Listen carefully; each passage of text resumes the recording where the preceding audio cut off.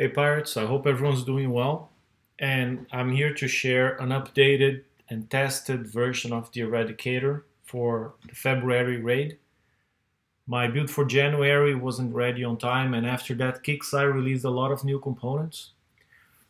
So let's take a look. I'm starting here with what I'm calling the core, which is 4 Devastator cannons, 3 folded F1CR armors. If you don't have them, the second best option is the C1CR armor. Then Siege Battery 4 and Alloy CL4. That's a new component from Forsaken Mission. I hope you got it. It's improves a little bit, 5% or so on the resistances, so it makes a difference. The one component here you could question is Speed System 6. I know some people are choosing the resistors, ballistic or radioactive resistor. The trade-off is a little bit more resistance for a little bit less speed. Entirely up to you. I am going with Speed System 6 right now because I already had it. So let's look at the other 3 specials first. One option, we need building damage. So the best special for building damage is here, Siege Targeting 4. So that's the special for building damage. The next 2 choices, you can either pick Cannon System 5, and this guy will give you some extra damage, 50% damage, and splash is irrelevant, but it gives you the range and gives you 50% damage. The other choice, it's also new, Nuclear Accelerator 3. This one only gives 35% damage, not 50, but increases projectile speed and increases your combat speed. So you can pick either or. I'm going with Nuclear Accel 3. Just keep the ship faster a little bit.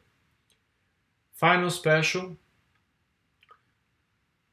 A few choices. You can choose the special that was released with the ship, the welded barrel system. This one gives you critical chance and combat 25% combat speed.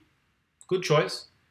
The other option is Hyper 30. You also get combat speed. You won't get the critical hit chance, but you get splash damage reduction and evade bonus, which should help a lot versus the radioactive turret. That was the one doing the most damage last time. So I'm going defensive and I'm going with Hyper 30. It helps if you're going to drive. If you're not going to drive, I'm going to say don't go with this option.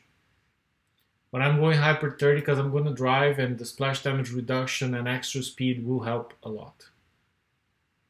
Okay, so that's it for specials.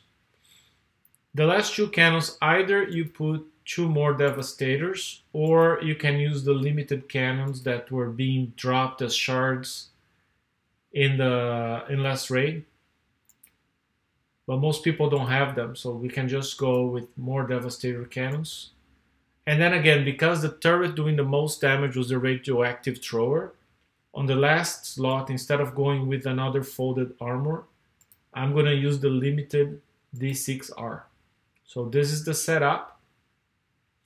It was doing really well, but now it has the new FM components, so should do even better.